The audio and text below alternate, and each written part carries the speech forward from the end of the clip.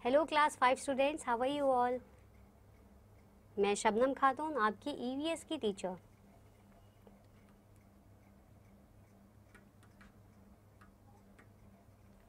आज हम क्या करेंगे? आज हम करेंगे अपना chapter number 2, that is migration of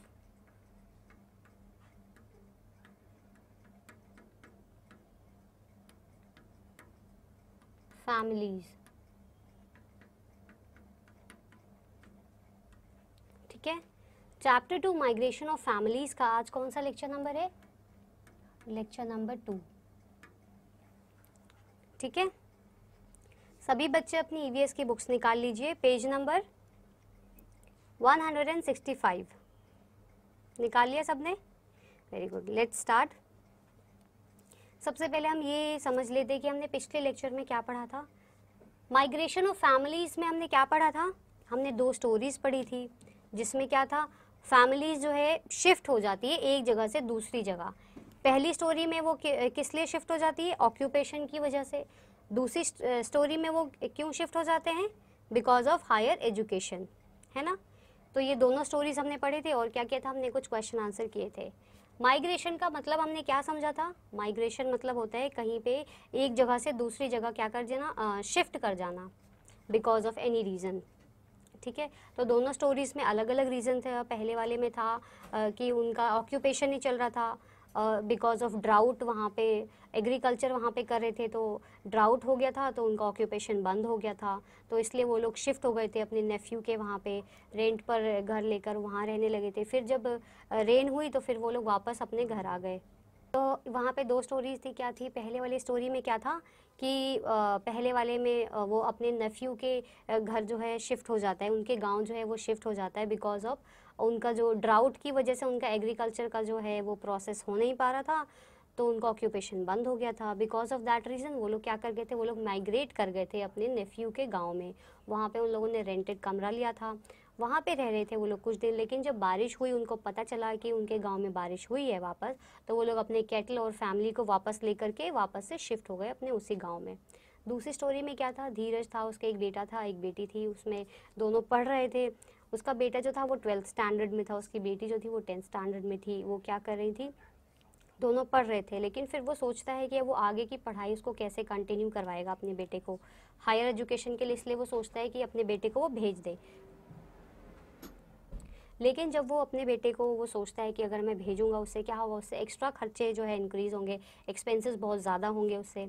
अगर उसका एक्सपेंसेस ज़्यादा हो जाएगा तो फिर उसका इनकम पे बहुत ज़्यादा असर पड़ेगी, क्योंकि उसकी इनकम उतनी ज़्यादा नहीं थी कि वो ज़्यादा से ज़्यादा वो एक्सपेंड कर पाए। इसलिए फिर वो क्या सोचता है कि उसकी बेटी भी तो अब 10th में आई गई है, फिर आफ्टर 2 years उसको फिर अब उसकी बेटी को भी भेजना पड़ेगा। तो इससे अच्छा वो लोग खुद ही पूरा परिवार जो है वो शिफ्ट हो जाते हैं, माइग्रेट कर जाते हैं। फिर वापस जब उनकी स्टडीज़ कंप्लीट हो जाएगी तो वो लोग वापस विलेज आ जाएंगे। तो वो क्या करता है, अपने बेटे की पढ़ाई के लिए वो पूरी फैमिली के साथ जो है शिफ्ट हो जाता है मेन सिटी में, जहाँ पे कि उसका कॉलेज होता है।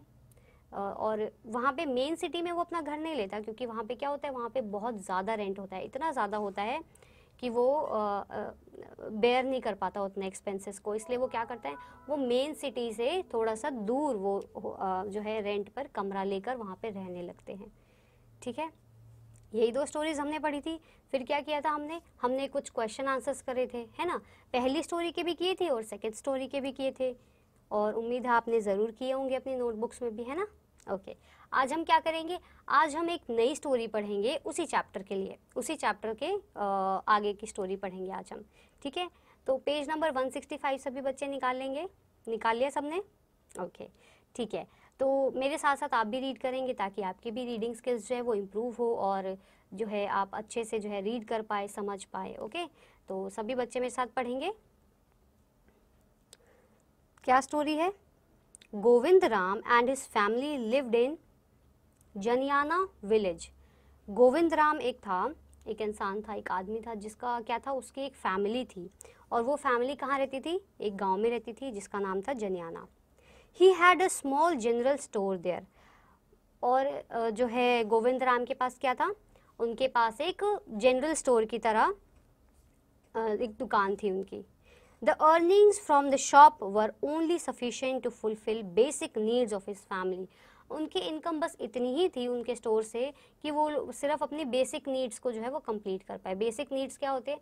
बेसिक नीड्स ऐसी चीज़ें जिनके बिना हम नहीं रह सकते, जैसे रोटी, कपड़ा और मकान। बस उनके पास यही 3 बेसिक चीज़ों का उनके पास इनकम जो थी जनरेट होती थी, उससे बस वो इतने ही वो खर्च कर पाते थे। अपने डेली बेसिस के जो बेसिक नीड्स है उसको ही वो सिर्फ फुलफिल कर पाते थे, बाकी चीज़ों के लिए उनके पास उतनी इनकम नहीं थी।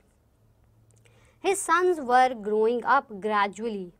उसके जो बच्चे थे, बेटे जो थे, वो धीरे धीरे बड़े होते जा रहे थे। One day Govind Ram's cousin, maternal uncle son, यानी कि मेटर्नल कौन होते हैं? आप मेटर्नल अंकल होते हैं आपके मामा जी, उनको कहते हैं मेटर्नल अंकल सन। तो उनके मामा जी का बेटा जो है, ठीक है, तो वो जो है आता है, वो भी उनका कज़न ही हुआ ना गोविंद राम जी का, तो वो आते हैं। क्या होता है फिर जब वो आते हैं? visited his place and he took both his sons with him to work in a shop in the city. फिर वो क्या करते हैं? वो जो है दोनों बच्चों को लेते हैं और अपनी शॉप पर उनको भी काम के लिए लगा देते हैं सिटी में, उसी शॉप में। As time passed, जैसे जैसे समय बीता, क्या हुआ? गोविंद राम सन चंद्र राम, गोविंद राम का जो बेटा था, क्या नाम था उसका? चंद्र राम। उसने क्या किया? wanted to start his own business. अब चंद्र राम की ख्वाहिश थी कि वो जो है अपना बिजनेस जो है वो स्टार्ट करें, ठीक है। For this they had to face a lot of problems like shortage of money,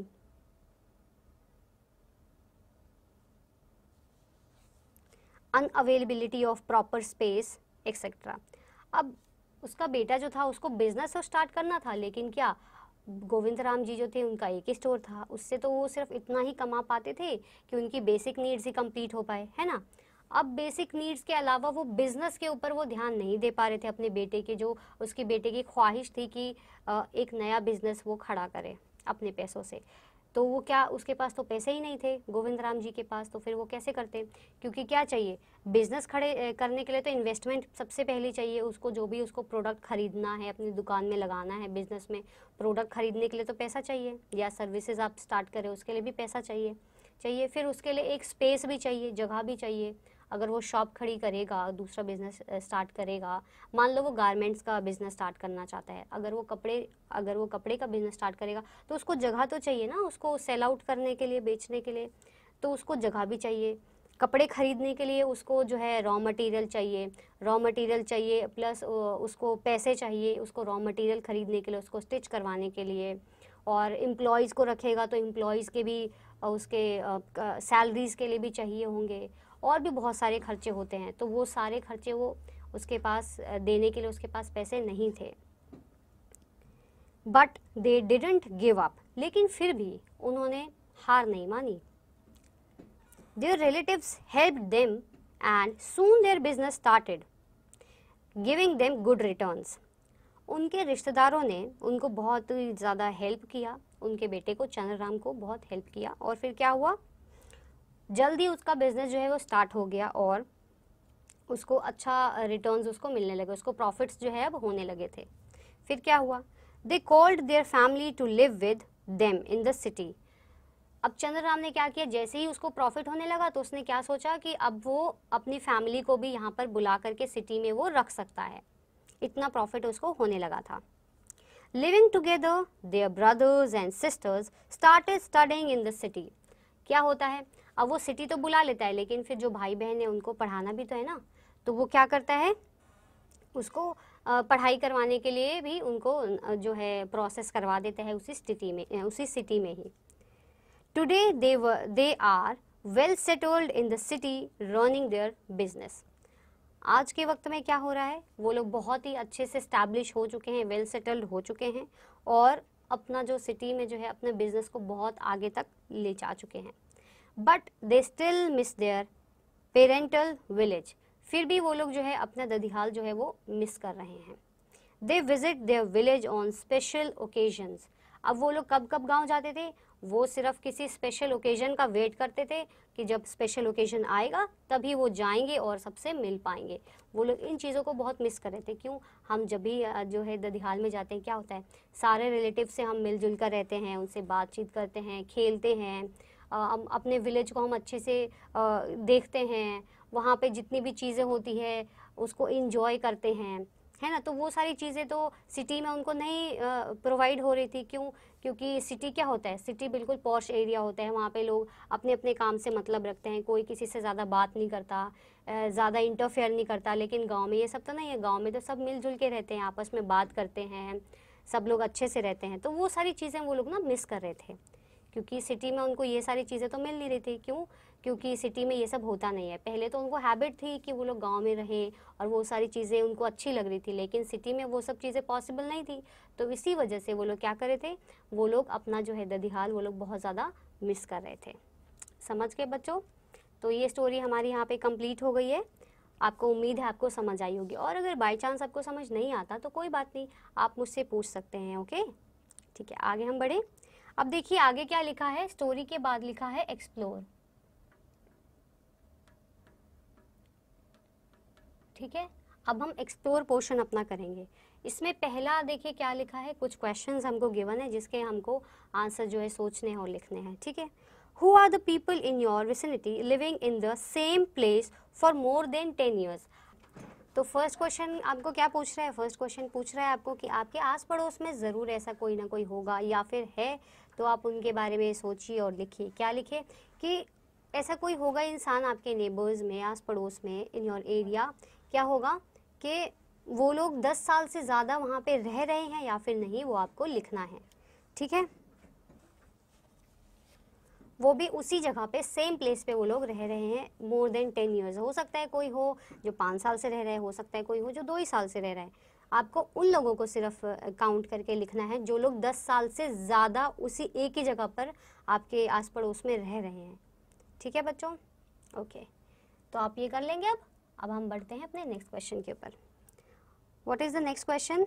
it says what is the difference between their homes and the homes of the families who change their place continuously। इसमें अंतर पूछ रहे हैं दो families के बीच। कौन से दो फैमिलीज के बीच? दो घरों के बीच। ऐसे दो घर जो क्या है, एक में तो फैमिलीज क्या करती है, जो बार बार अपना जो है शिफ्ट करती रहती है, माइग्रेट करती रहती है बार बार, एक जगह से दूसरी जगह, फिर दूसरी जगह से तीसरी जगह। और कुछ फैमिलीज ऐसी होती है जो एक बार ही माइग्रेट करती है या फिर 2 ही बार माइग्रेट करती है, ज़्यादा नहीं करती। पर कुछ फैमिलीज ऐसी होती है जो कॉन्टीन्यूसली माइग्रेट करती रहती है। तो इन दोनों में डिफरेंस क्या है ये आपको लिखना है। ठीक है, ओके। फिर आपका थर्ड क्वेश्चन है, क्या है third question? During rainy season, जब बरसात का मौसम होता है, which families in your surroundings leave their home and live in their fields for agriculture. ऐसे कौन से आपके एरिया में ऐसे कौन से लोग हैं जब रेनी सीजन आता है तो वो क्या करते हैं, वो शिफ्ट हो जाते हैं और कहाँ चले जाते हैं वो लोग, जहाँ पे वो लोग एग्रीकल्चर करते हो वहाँ फील्ड्स में, खुले खुले जगह वो लोग चले जाते हैं एग्रीकल्चर के लिए। ऐसा कोई है तो आप उनको यहाँ पे मेंशन करके लिख सकते हैं। ठीक है, फिर हमारा नेक्स्ट क्वेश्चन क्या कह रहा है? During that time how do their children go to school from there. अच्छा, ऐसा होने से जो है फिर उनके बच्चे जो है वो स्कूल कैसे जाते होंगे? अगर बार बार अगर माइग्रेट हो रहा है, या फिर रेनी सीज़न यहाँ पे बात कर रहे हैं रेनी सीज़न की, कि अगर बार बार अगर वो लोग माइग्रेट कर रहे हैं तो इस वजह से उनको तो दिक्कत होती होगी ना स्कूल जाने में। क्यों? क्योंकि अब एक जगह पहले स्कूल जा रहे थे, जब फिर हम माइग्रेट कर जाएंगे तो अब दूसरे स्कूल जाना पड़ेगा, तो उनको बहुत ज़्यादा जो है प्रॉब्लम्स होती होगी, है ना। तो वो लोग कैसे उन प्रॉब्लम्स को जो है सॉल्व करते हैं, कैसे वो लोग स्कूल जाते हैं, ये आपको यहाँ पे लिखना है। ठीक है बच्चों, अब हम करते हैं अपना last question. What is the last question? Who brings for them the things required for their daily use. अब देखिए, जो डेली यूज़ के जो हमारे सामान है वो फिर लाता कौन होगा उनकी फैमिलीज़ के लिए? ऐसा होता होगा तो ये आपको सोच के यहाँ पे लिखना है। Do it by yourself. ठीक है, ये सारे पॉइंट्स आपको अपनी नोटबुक में, ईवीएस की नोटबुक में आपको करना है, neat and clean hand writing में। और ये पोर्शन आपका क्या हो जाएगा, होमवर्क भी हो जाएगा। ठीक है, अब हम आगे बढ़ते हैं। क्वेश्चंस के नीचे भी और चीज़ें दे रखी है, वो अब हम पढ़ेंगे। पैराग्राफ देखिए क्या लिखा है। There is a town named Galiyakot in Durgarpur district. एक डिस्ट्रिक्ट है जिसका नाम है दुंगारपुर, उसमें क्या है, वहाँ पे एक टाउन है जिसका नाम क्या है, गालीकोट, गालियाकोट। Hence the world famous holy shrine of Muslim Saint Fakhruddin, Sheetla Mata Temple, Jain temples and Somnath Temple, which are an excellent examples of architecture. क्या है वहाँ पे, उस जगह, उस डिस्ट्रिक्ट में जो है, उस टाउन में क्या है, वहाँ पे बहुत सारे जो है होली प्लेसेस है। कैसे कैसे हैं, मुस्लिम्स के हैं वहाँ पे, जो कि क्या है, सेंट फखरुद्दीन का है। फिर वहाँ पे क्या है, शीतला माता टेम्पल है वहाँ पर, और क्या है वहाँ पे, जैन टेम्पल्स भी हैं, और क्या है, सोमनाथ टेम्पल भी वहीं हैं, जो कि आर्किटेक्चर के बहुत ही अच्छे बड़े बड़े एक्सीलेंट एग्जाम्पल्स हैं। उन्होंने सेट किए, इतना अच्छे तरीके से उन्होंने बनाया है, इतना सुंदर तरीके से उन्होंने बनाया है कि वो बहुत ज़्यादा फेमस है, और लोग उसको उसके आर्किटेक्ट की वजह से जानते हैं, उसकी खूबसूरती की वजह से। Due to the construction of Kadana dam in Gujarat state, Gujarat state में एक डैम है जो कि कंस्ट्रक्ट किया गया था, क्या नाम है उसका, Kadana. This area became a low lying area, वो कैसा एरिया हो गया, वो लो लाइंग एरिया में आ गया। Water started accumulating in the town during the rainy season, अब जब वाटर जो इकट्ठा जो हो रहा था, फिर क्या हुआ, रेनी सीजन में जो था वो वाटर इकट्ठे होने लगा। देयरफॉर द गवर्नमेंट कंस्ट्रक्टेड, इसीलिए क्या किया गवर्नमेंट ने कंस्ट्रक्ट करना स्टार्ट किया। क्या कंस्ट्रक्ट किया वो अब हम नेक्स्ट पेज में पढ़ेंगे। सो turn your pages.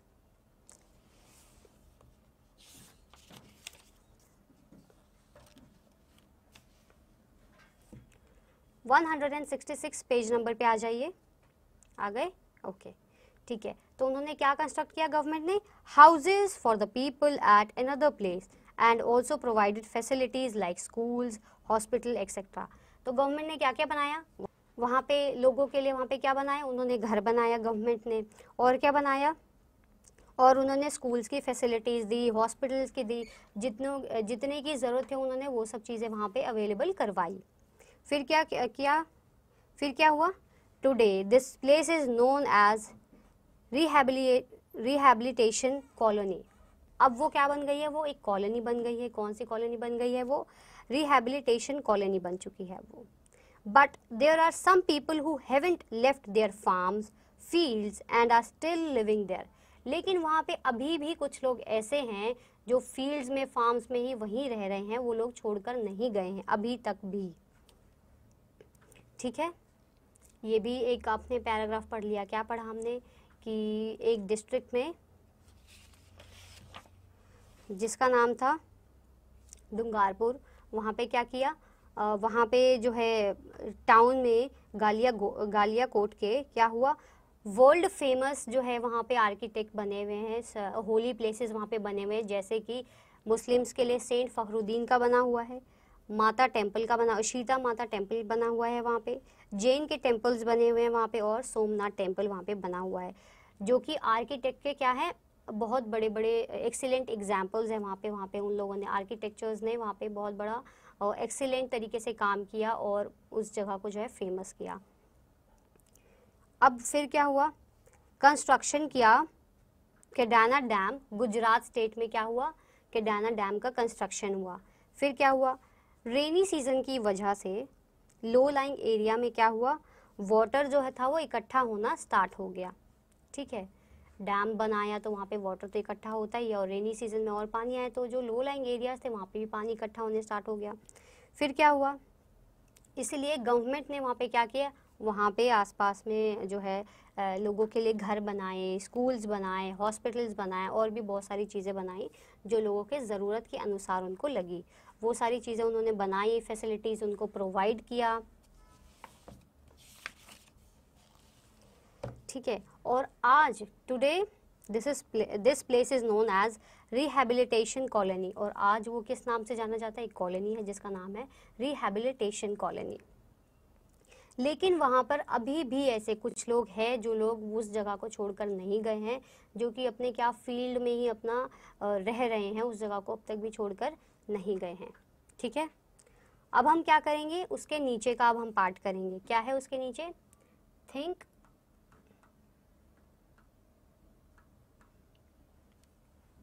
And answer these.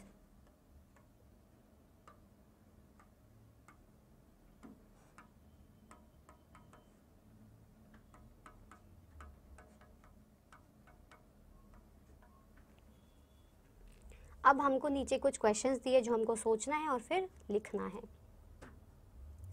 तो पहला क्वेश्चन क्या पूछ रहा है, due to the construction of the dam, जो वहाँ पे जो डैम बनाया गया उसकी वजह से क्या हुआ, the people living in that area had to leave their homes, why.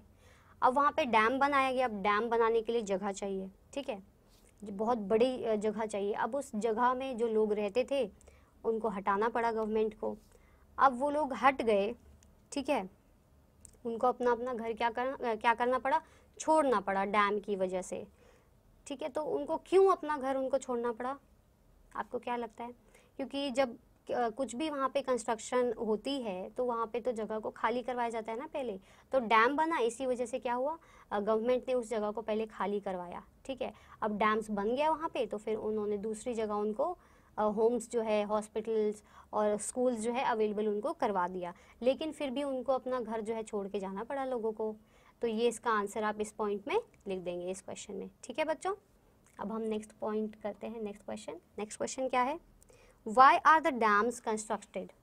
अब डैम्स बनाए क्यों जाते हैं, डैम्स क्या होता है, डैम्स एक तरीके का एक जगह होती है, एक मशीन की तरह उसको बनाया जाता है। वहाँ पे क्या किया जाता है, वहाँ पे पानी को बहुत बड़े लेवल पे जो है इकट्ठा किया जाता है, बहुत सारा, बहुत बड़ा होता है डैम, वहाँ पे बहुत सारा पानी को इकट्ठा किया जाता है।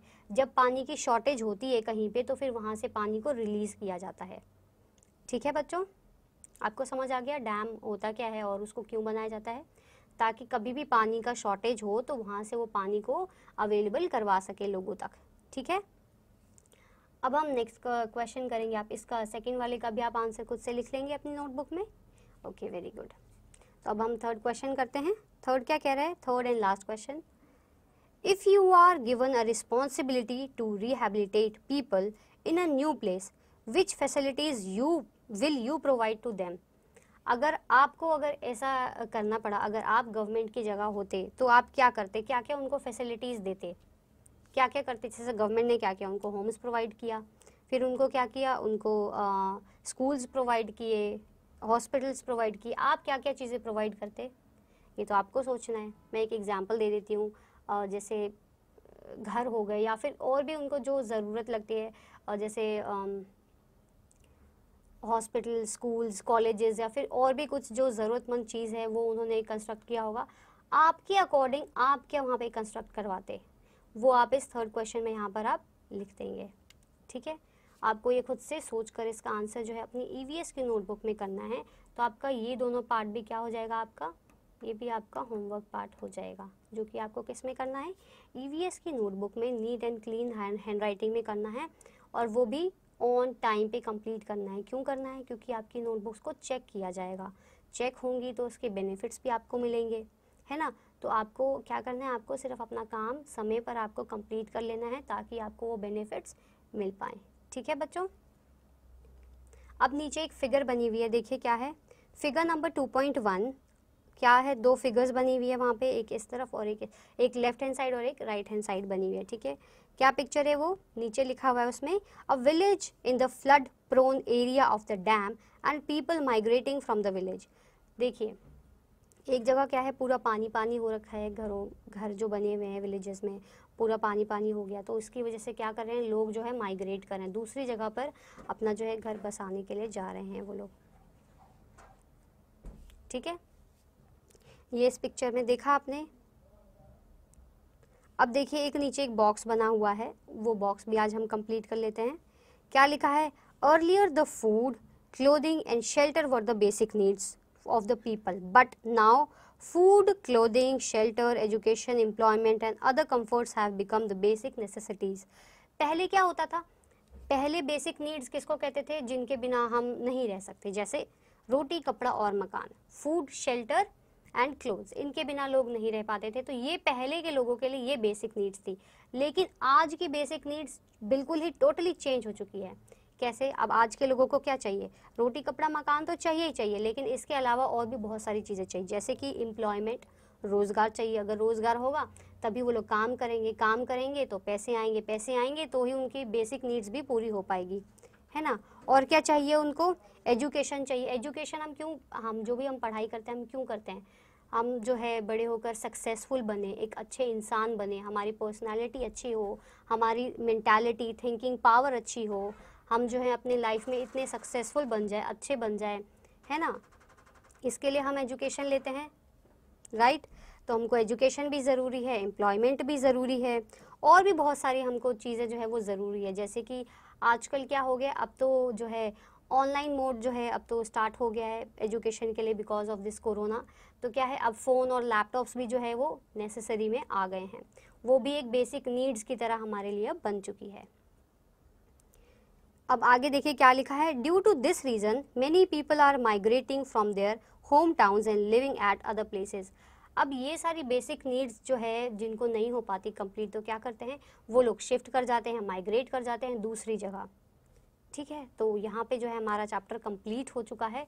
तो आज हमने इस लेक्चर में क्या किया, आज भी हमने इस लेक्चर में 2 पेजेस किए। पहले तो हमने क्या किया, एक स्टोरी पढ़ी जिसमें क्या था, गोविंद राम जिसका बेटा था चंद्रराम, जिसको क्या करना था, गोविंद राम का एक जनरल स्टोर था जिसमें उसको बेसिक नीड्स, उसकी रोटी कपड़ा और मकान जो थे वो सिर्फ उससे पूरा कर पा रहा था, बाकी की चीज़ वो नहीं कर पा रहा था। लेकिन उसके बेटे को क्या लगा, उसके बेटे को लगा कि उसको अपना एक बिजनेस जो है स्टैब्लिश करना चाहिए। उसके लिए क्या किया, उसके रिलेटिव्स ने उसको हेल्प किया। अब हेल्प किया तो उसका बिजनेस भी चल पड़ा, उसको प्रॉफिट होने लगा। फिर उसने क्या किया, अपने फैमिलीज़ को वहाँ पे माइग्रेट करवा दिया और अपने भाई बहनों को वहीं पे पढ़ने के लिए भी किया। लेकिन फिर भी वो वहाँ तो शिफ्ट हो गए, लेकिन वो लोग क्या कर रहे थे, वो लोग अपना जो था विलेज को बहुत ज़्यादा मिस कर रहे थे ड्यू टू सम रीजंस जो कि हमने डिस्कस किए थे ऑलरेडी। फिर दूसरे में क्या था कि एक डिस्ट्रिक्ट में दुंगारपुर का, उसमें क्या था, जो थे बहुत सारे होली प्लेसेस बनाए गए मुस्लिम्स के लिए, जैन्स के लिए टेम्पल्स बनाए गए, वो भी बहुत ही एक्सीलेंट तरीके से बनाए गए और आर्किटेक्चर बहुत ही अच्छा था, बहुत ही खूबसूरत था, जिस वजह से वो फेमस हुआ। उसकी खूबसूरती बहुत अच्छी थी जो लोगों को बहुत अच्छी लगी, इस वजह से वो फेमस भी हुई। और क्या पढ़ा हमने, लेकिन वहाँ पे फिर गुजरात में क्या हुआ, डैम्स बनाया गया। फिर क्या हुआ, लो लाइन जो एरिया था वहाँ पे पानी भर जाता था, इस वजह से लोगों को क्या करना पड़ा, माइग्रेट करना पड़ा। फिर गवर्नमेंट ने क्या किया, लोगों को घर दिया, घर तो दिया ही, साथ में स्कूल्स भी दिया वहाँ पे, और उनको हॉस्पिटल्स भी अवेलेबल करवाया, और भी बहुत सारी चीज़ें जो उनको ज़रूरतमंद लगी वो सारी चीज़ें उन्होंने अवेलेबल करवाई। फिर और आज वो एक कॉलोनी बन चुकी है जिसका नाम है रिहैबिलिटेशन कॉलोनी। तो इस नाम की कॉलोनी बन चुकी है, लेकिन अभी भी वहाँ पे कुछ लोग ऐसे हैं जो अपना फील्ड और एग्रीकल्चर छोड़ के नहीं गए हैं, वो वहीं रह रहे हैं अब तक भी। फिर हमने क्या किया, ये दोनों क्वेश्चन आंसर्स किए हैं जो मैंने आपके साथ डिस्कस किए हैं। और आपको क्या करना है, आपको अपनी नोटबुक्स में ये सारे क्वेश्चंस जो है वो लिखने हैं। क्यों करना है, ताकि आपकी नोटबुक्स जो है वो चेक हो और आपको उसके बेनिफिट्स मिल जाए। ठीक है बच्चों, अब हम मिलेंगे अपने नेक्स्ट लेक्चर में with question and answers remaining portion of this chapter. ठीक है, till then bye and take care students।